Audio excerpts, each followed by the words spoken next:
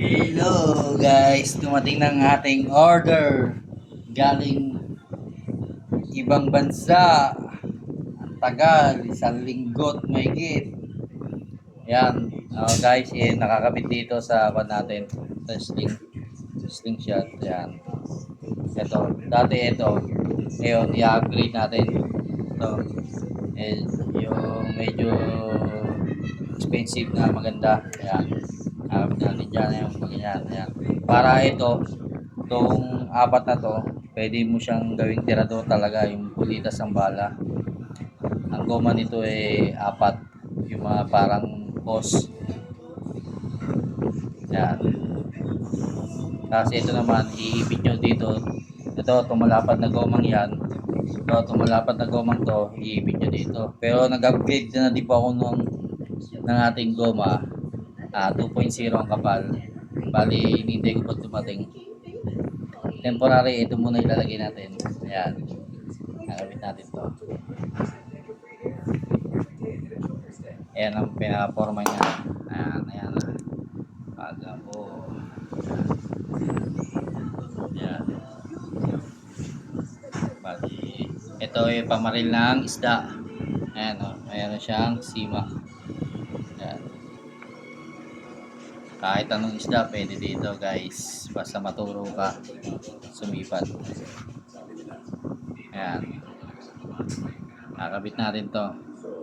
Bali mamaya na ay iko na lang natin forward dahil ikukuha na lang natin yan dito ay ito tornilyoan, ito yung tornilyo na gagamitin natin ito dahil ito para dito to, hindi pwedeng gamitin para dito kasi para dito talaga to.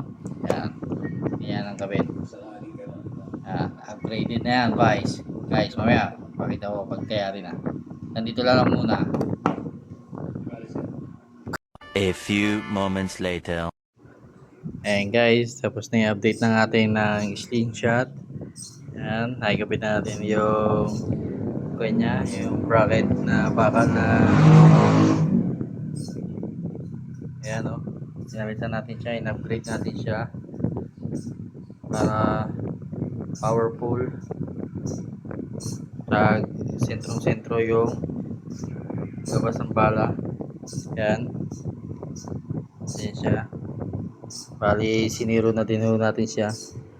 Zero na din yan. Ayan. Ayan, zero na yan. Ayan, scoop natin. Ayan, maganda ba yung kinalabasan ng ating gun. Kung tinitira natin, 0-0 talaga. Ayan. Tapos, pwede pa yung maggawa ng yun sa may bilog-bilog, pwede pa yung maggawa ng gun. Parang tirador lang bearing. Kung ayaw nyo gamitin to pang isda, pwede kayong pang ibon, kakabit nyo lang dyan, itanggal siya. Yan, sa susunod po ipapakita natin yan kung paano pagkabit. So, order tayo ng pangkuha niyan, pang ibon. Yan. Pogi na ulit ang ating slingshot. Yan, susubukan natin yan sa ibang araw pag wala tayong gawa. Ayan. Ayan guys. Ayan. Dito na lang.